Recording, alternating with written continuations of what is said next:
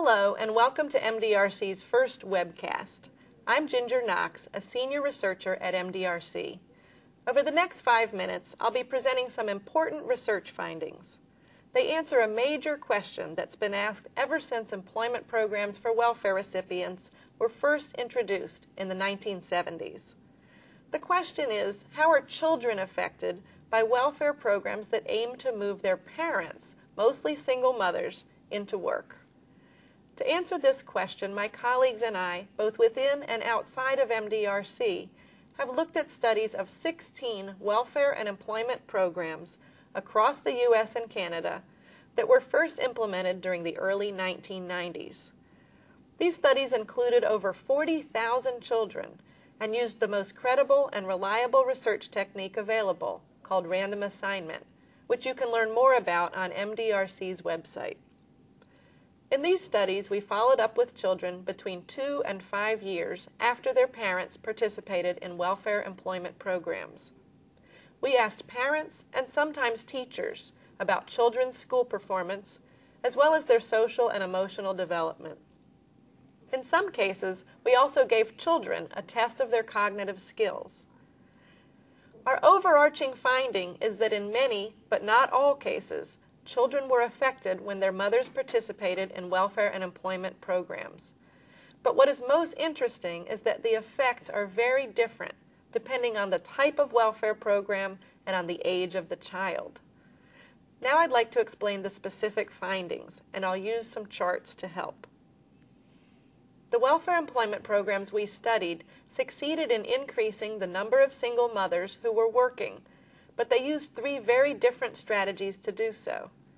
These included mandatory employment services, which required that a single mother on welfare look for work or participate in education or training programs, time limits on welfare use, and earnings supplement programs, which provided extra family income to single mothers who went to work in low-wage jobs. Now I'll walk through the 3 major research findings for children. First, elementary school-age children, who were between the ages of 2 and 9 when the studies started, were consistently helped by only one program type, those that provided an earnings supplement and raised family income when parents worked. Each of the 4 bars on this chart represents a different program that we studied, and all 4 had positive effects on children's school achievement. In general, the size of these effects was comparable to raising these children from the 25th to the 30th percentile on a standardized test score.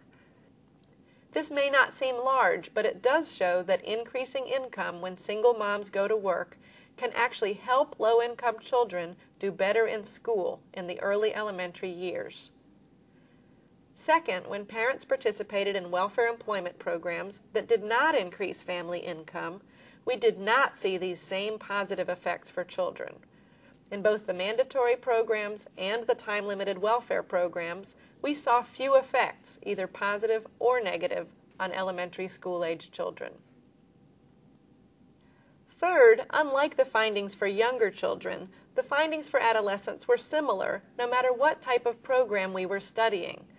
As this graph shows, we found small negative effects on several measures of schooling for adolescent youth. This chart is showing the effects on adolescents averaged across all the programs we studied, rather than for each individual program, as we showed you for the younger children.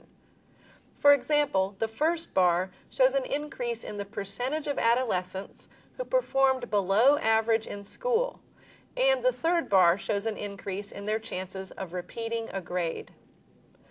We think that one explanation for these troubling results may be that mothers in all these programs were working more and at home less, perhaps leaving the adolescents more on their own and more responsible for taking care of their younger siblings.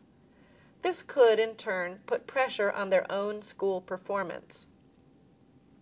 So those are the main findings to date.